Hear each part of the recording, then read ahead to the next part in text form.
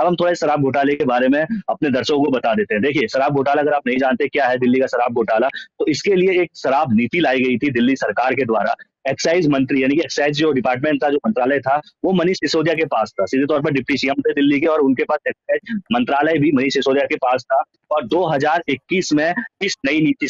जो शराब नीति थी, इसको मनीष सिसोदिया द्वारा पेश किया गया था, और पेश करने के बाद 2021 में इसे लागू कर दिया जाता है। और जब ये लागू की जाती है तो उसके बाद से चर्चाओं में आ जाती है, विवादों में आ जाती है, और इस पर कई सवाल खड़े हो जाते हैं, क्योंकि इस पे जो आरोप लगे थे, सीधे तौर पर इस पे तो एक आरोप ये लगे कि मनमाने तरीके से जो नीति है वो बनाई गई थी। देखिए, ये इस उजागर कब हुआ? 2022 जुलाई के में सबसे पहले सामने आया था। आरोप क्या लगे वो बताऊंगा, लेकिन उससे पहले ये उजागर किया किसने? एक पत्र, एक डायरी, जिसके जरिए पूरी शराब नीति खुली, और शराब नीति पर जितना हंगामा हो रहा है। दिन था 8 जुलाई का, 2022 की ये बात है, और तत्कालीन मुख्य सचिव नरेश कुमार जो है दिल्ली के मुख्य सचिव, उन्होंने एलजी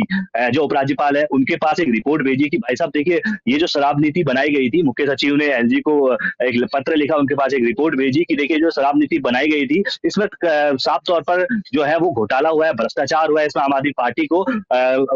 को लाभ हुआ है, ना कि सरकार का राजस्व बढ़ा है, बल्कि इसमें सिर्फ आम आदमी पार्टी का लाभ हुआ है। उसके बाद एलजी ने इस पर सीबीआई जांच की सिफारिश की, और उसे अप्रैल में जब ये केस सामने रखा गया था, और उसके बाद अगस्त में इस पर सीबीआई जांच की सिफारिश करने के बाद अगर सीबीआई ने इस पर एफआईआर दर्ज कर ली। उस समय मनीष सिसोदिया के अलावा 3 जो अफसर थे, 3 जो सरकारी अधिकारी थे, उनको इस पर आरोपी बनाया गया था। इसके अलावा 2 कंपनियों को इस पर आरोपी बनाया गया था। आरोप सीधे तौर पर यह लगाया गया था कि जो शराब नीति बनाई गई है उसमें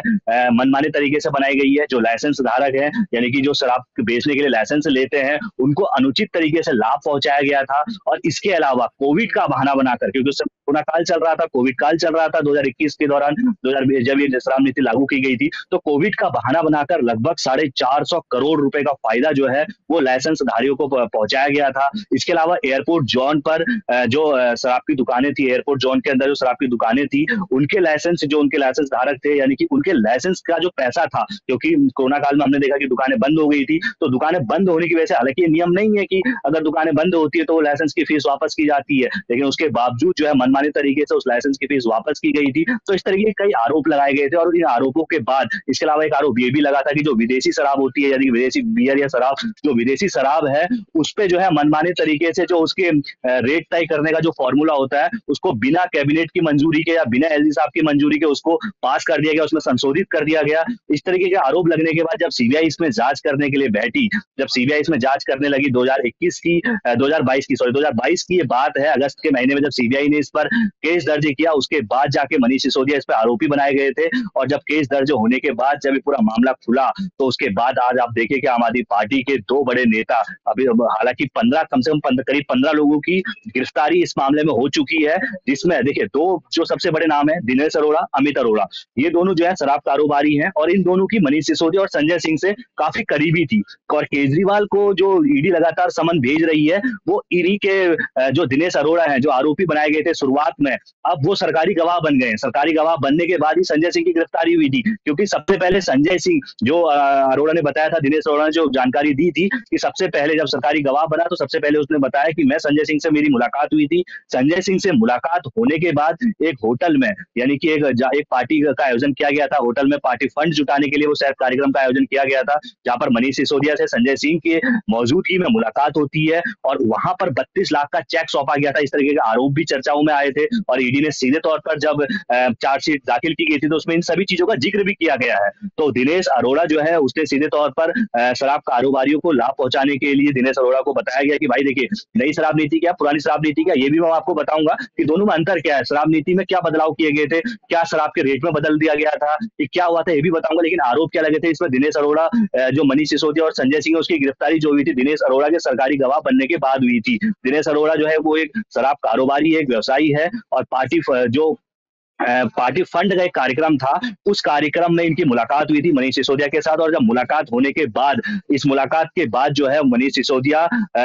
को पैसा सौंपा गया था, एक चेक सौंपा गया था। इस तरह के आरोप लगे कि 32 लाख का चेक सौंपा गया, और जिसके बदले जो है दिनेश अरोड़ा का एक कोई केस था जो फंस रहा था, मतलब शराब से, लाइसेंस से रिलेटेड ही वो केस था, कोई शराब की दुकान शिफ्ट करने को लेकर केस था, उसको निपटा दिया गया, उसको मतलब उसको सॉल्यूशन कर दिया गया 32 लाख चेक के एवज में। इस तरह के आरोप लगे, और उसके बाद जो दिनेश अरोड़ा जब सरकारी गवाह बना। तो दिनेश अरोड़ा की जो अरविंद केजरीवाल से मुलाकात हुई थी, वो संजय सिंह की मौजूदगी में सीएम आवास में मुलाकात हुई थी, ये दिनेश अरोड़ा ने आरोप लगाए सीधे तौर पर अरविंद केजरीवाल, संजय सिंह, मनीष सिसोदिया। सबसे पहले मनीष सिसोदिया इसके मुख्य मास्टरमाइंड बताए गए इस पूरे घोटाले के, क्योंकि जो एक्साइज डिपार्टमेंट था वो मनीष सिसोदिया के पास था, तो सीधे तौर पर मनीष सिसोदिया इस पूरे केस के मुख्य आरोपी, मुख्य साजिशकर्ता उनको पाया गया। और 26 फरवरी 2023 के दिन उनकी गिरफ्तारी हो जाती है मनीष सिसोदिया की। जिस दिन ये एफआईआर दर्ज की जाती है सीबीआई के द्वारा,